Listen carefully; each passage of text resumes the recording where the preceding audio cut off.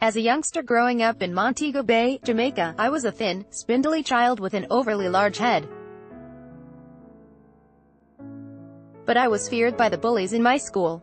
Mainly because the most popular show on JBC, the Jamaica Broadcasting Corporation, was Kung Fu starring David Carradine. From left, Michelle Yeoh, Henry Golding and Constance Wu in Crazy Rich Asians, Sonia Bucco, Warner Bros. Pictures. Carradine spoke softly, mostly in garbled fortune cookie dialogue, and then would proceed to beat the crap out of anyone who threatened him. So basically, a white guy playing a Chinese martial arts expert saved my life. Lack of diversity in Hollywood isn't a new thing. A University of Southern California study of film and television last year showed that all minorities were grossly underrepresented.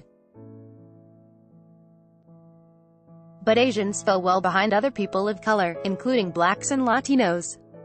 Article continued below. Still, I was grateful for all that whitewashing by Warner Brothers, even though the role was allegedly stolen from Bruce Lee, who first pitched the idea for himself. And how awesome would that show have been? But it saved my nerdy bookworm self from a thrashing.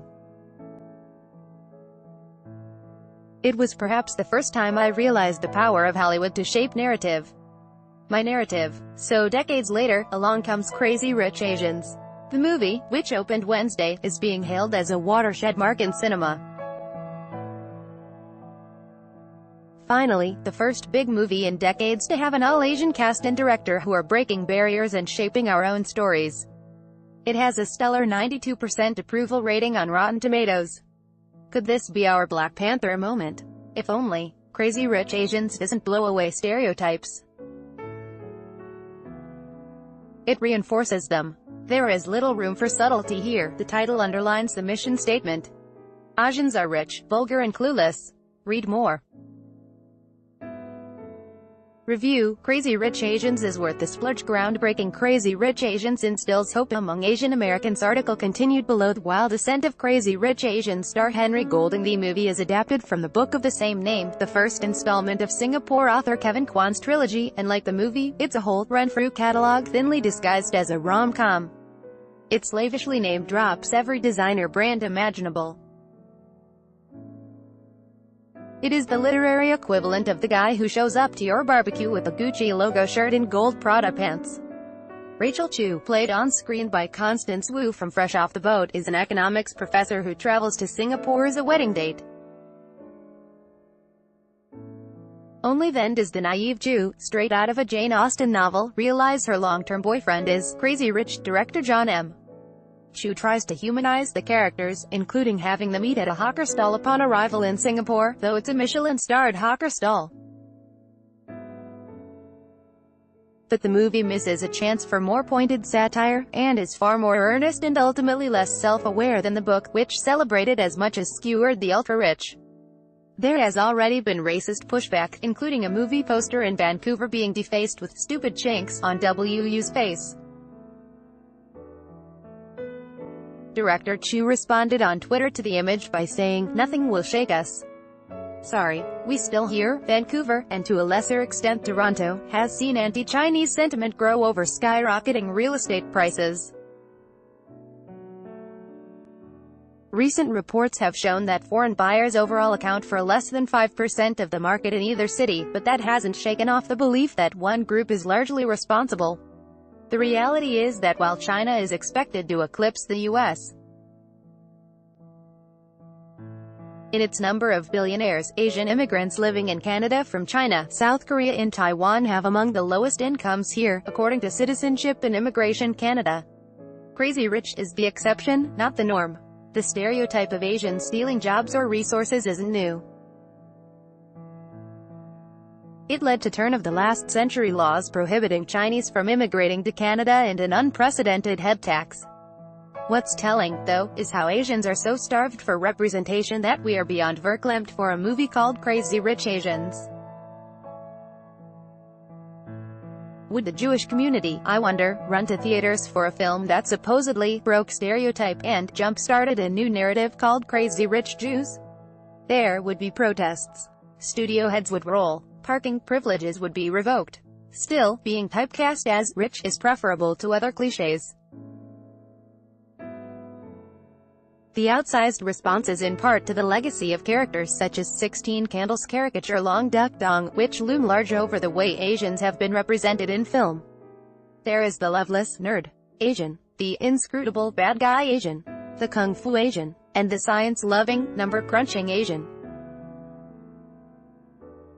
Then there are the countless delivery boy Asians and other bit parts that never quite make a hole in the canon of Hollywood. There is also, of course, the prevailing leitmotif of the Asian as model minority, perhaps exemplified by Yale law professor Amy Chu's battle hymn of the Tiger Mother, stressing the need for hard work and sacrifice for success. Get straight A's, play the violin and go to Harvard. Unless, of course, you have to sue Harvard for discrimination because too many Asians are getting in. And that's why many are excited to see the movie. The fact that we're getting any semi-positive representation at all is cause to celebrate. Rich, materialistic Asians. We'll take it. A new generation will have the opportunity to see themselves in leading man Henry Golding, who plays Nick Young, and heroine Woo. It's a lot to expect, though, that a broad-based rom-com, which traditionally trades in archetypes, the goofy best friend, the straight-laced heroine, the handsome leading man, the wicked ex-girlfriend, should provide a deeply contextualized storyline. To their credit, producers have also tinkered with the book, on the advice of Woo, to take out the line where Rachel proudly proclaims she doesn't date Asian men, a self-hiding barb that would have reinforced another sad cliché. As entertainment, Crazy Rich Asians is a passable time-waster. But apart from the historical significance of its all-Asian cast, it is, at heart, a mediocre romantic comedy. Unfortunately for the creators, it isn't being judged by the standards of your everyday rom-com. There is a weight of cultural expectation that is entirely unfair. Why can't you have a brainless Asian comedy with all the wonderful shallowness and plain bad acting of a Katherine Heigl movie? The mind reels at the thought that in a post-racial world Asians may one day have their own version of Dynasty or Real Housewives and not experience backlash. Or, as actor Nico Santos told CNN, we should be allowed to fail. How many chances do white people get? How many crappy movies do they get to make over and over again? It's the burden that PepsiCo CEO Indra Nooyi or former Avon CEO Andrea Young must have felt representing visible minorities and women in a mainstream world. Don't screw up. The Joy Luck Club, the last major Hollywood film with an Asian cast, will be a quarter-century old this September. Wayne Wang's film about generations of Chinese women was a melodramatic mess. But I loved it because it was the first time that I saw pieces of my family on screen. This is the movie of a generation ago that was supposed to break the diversity problem. It's a cryptic lesson in how rare it is to get a second chance in Hollywood. It's also a reminder that we have been here before and it didn't bode well. So I ask Nora Lum, also known as the rapper Aquafina, whether she thinks things will really be different this time. Lum is the unquestionable breakout star of Crazy Rich Asians, playing WU's colorful best friend Peiklin. I think this is for real, says Lum over the phone from her home in New York City. One thing that's different is social media and the internet. We have seen so much inadequate casting that the internet is demanding that authentic voices be heard. There is a real demand for these shows. And I think a rising tide will lift all boats. I don't think Crazy Rich Asians will be the last.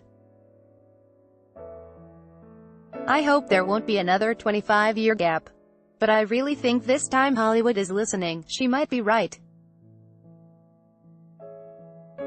Along with Crazy Rich Asians, this is already something of a banner year in the industry, with John Cho finally getting a leading man role in the upcoming psychological thriller Searching, while Netflix has new teen comedy To All the Boys I've Loved Before starring Lana Condor.